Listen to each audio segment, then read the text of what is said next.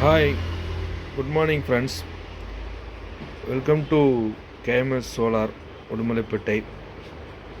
நம்ம KMS சோலாரினுடைய ஒரு DC fan நீங்கள் இப்போ பார்த்துட்ருக்கிறது. அதாவது டிசி செட்டப்பில் வரக்கூடிய ஒரு டிசி ஃபேன். இபி அல்லாத வீடுகள், சர்வீஸ் வாங்க முடியாத வீடுகள், அவங்களெல்லாம் பார்த்தீங்கன்னா ஒரு 3 லட்சம் 4 லட்சம் செலவு பண்ணணுமா, அப்படி தான் சோலார் போடணுமா அப்படின்லாம் யோசிச்சுட்டு இருப்பாங்க. அதிகமான பணம் செலவு பண்ணி நம்ம சோலார் போடலாமா அப்படின்னு யோசிச்சுட்டு இருப்பாங்க. அவங்களுக்குலாம் பார்த்திங்கன்னா ஒரு பட்ஜெட்டுக்குள்ளே நம்ம செஞ்சு கொடுத்துட்ருக்குறோம்.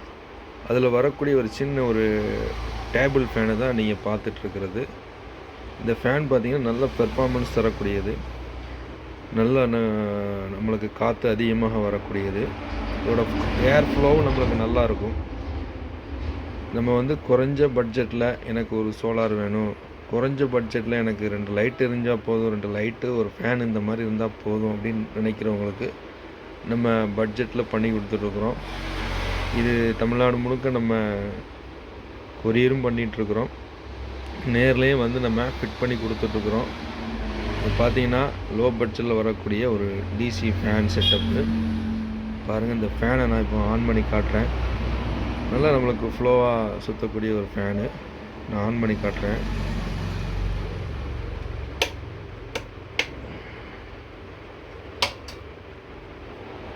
பாருங்கள், நல்லா உங்களுக்கு ஏர் ஃப்ளோ நல்லா இருக்கும். நல்லா ஸ்பீடாகவும் நம்மளுக்கு சுற்றக்கூடியது. அதாவது சின்ன குழந்தைகள் இருக்க வீடு, அப்புறம் வயசானவங்க இருக்கிற வீடு, இந்த மாதிரி வீடுகளுக்கு நம்ம இந்த மாதிரி டேபிள் ஃபேன் போட்டு யூஸ் பண்ணிக்கலாம். பட்ஜெட்டுக்குள்ளே நம்ம யூஸ் பண்ணிக்கலாம். இது பார்த்திங்கன்னா ஒரு இந்த மாதிரி ஒரு பேனல், ஒரு 10 வாட்ஸு, 15 வாட்ஸு, 20 வாட்ஸு இந்த மாதிரி பேனல்லையும் இந்த ஃபேனை நம்ம ரன் பண்ணிக்கலாம்.